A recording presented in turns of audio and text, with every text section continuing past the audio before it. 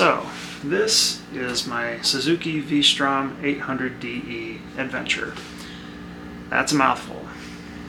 So, this is the way that it comes from the factory, with the crash bars on the front, nice heavy skid plate, and nice watertight boxes on the back with the Suzuki mounting system.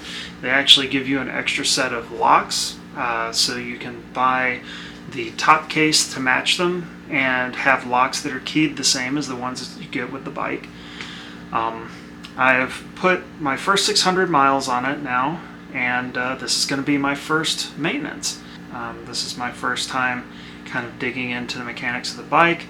It looks pretty simplistic overall, a lot like my DR was. Let's get into it. So as far as an oil change goes, you'll need 3 bottles of this stuff. I'm using the X-Star 4T 10W40 and a filter. The guys were nice enough to also give me a crush washer for the drain plug, which is always a good idea to replace. But I think I will be good to go. So let's get started taking off this this monster skid plate on the bottom of this thing. So you may or may not have noticed that I've already added one thing to this bike that it in fact does not come from the factory with, but I really wish it did. It makes services like this so much easier. If you plan on getting this bike, I wholeheartedly recommend getting the center stand. This is a Suzuki OEM center stand.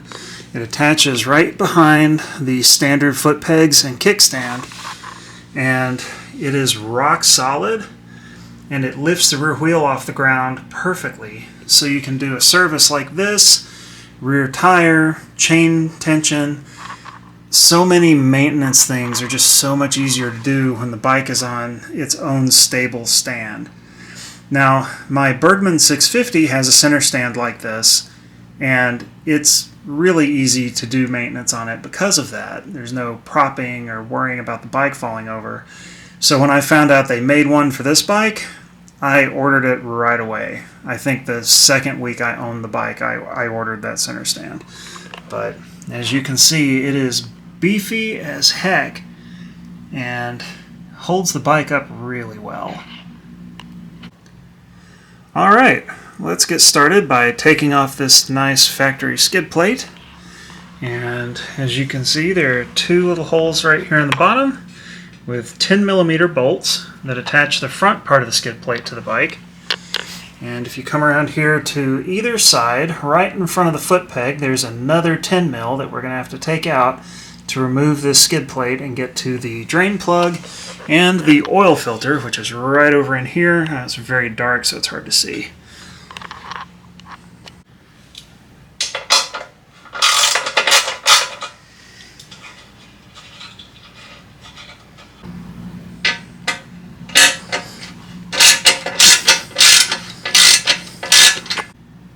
Alright, these are the 4 bolts that hold on the skid plate.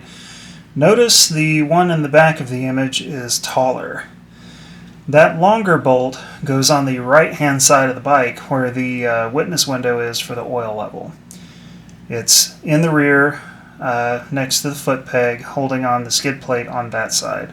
The rest of the bolts are all the same size. Keep in mind these bolts do have washers on them, so be careful not to lose those. Now that we have the skid plate off, you have a much better view of the front side of the motor, including our exhaust, our little oil filter there, and our 17mm drain bolt. Also, check out this beefy support right here. This is normally hidden by the skid plate, but that's steel. Yeah, I have been consistently impressed with the build of this bike. It even comes with a rock guard for the radiator from the factory. Whew, there she goes. Fun fact, the drain plug on this bike has a magnet in it, and it was relatively clean. So feeling pretty good about this first service.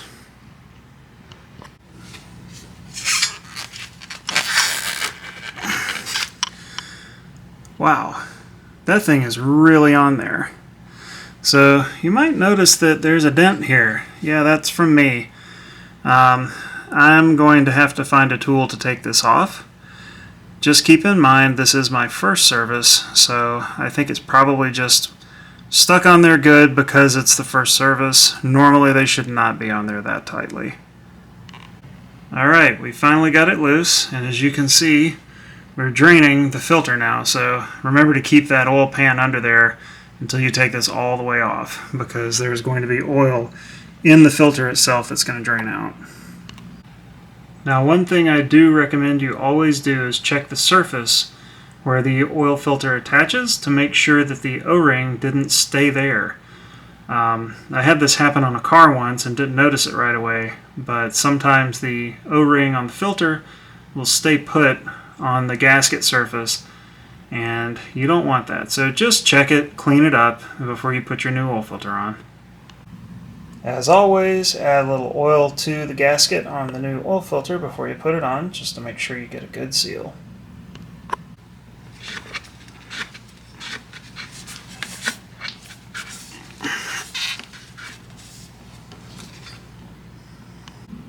Don't forget to reinstall your drain plug with the new crush washer on it.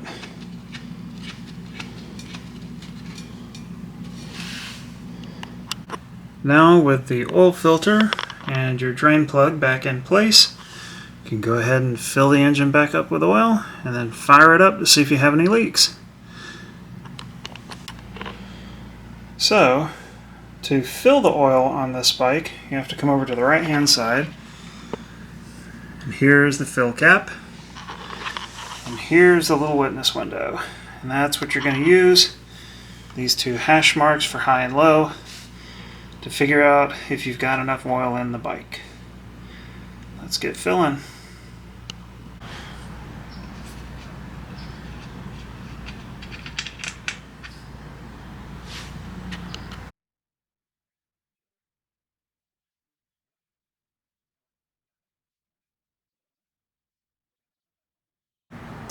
Okay, let's fire this puppy up, see if we have any leaks.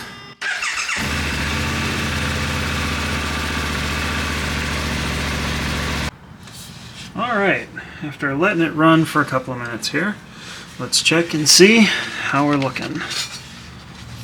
That's clean. Check our drain plug. Also clean. So, good job oil change. Let's put the skid plate back on, and we are finished. Alright, 600 mile service is complete, and the only tools you actually need for it is a 10 mil socket to take off the skid plate and a 17 millimeter to take off the drain plug. Make sure you have some good sticky gloves with you to get the oil filter off, and you should be good to go. Until next time. The first step is to pop off your seat, go to this red plug here, unplug it, and you're going to have to jump two of the wires together. I'm just using a very small piece of wiring to get there, but it is the two tiny holes here. You can see where it's plugged in, and we're going to power up the bike, and it should give you the DTM flash when it pops up. DTC, sorry.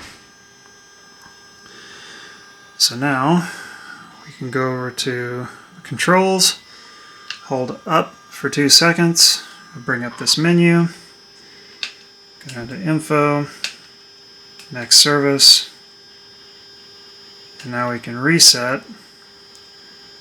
And I'm not going to put a date on it. You can set it to whatever you want, but I'm more interested in setting the mileage.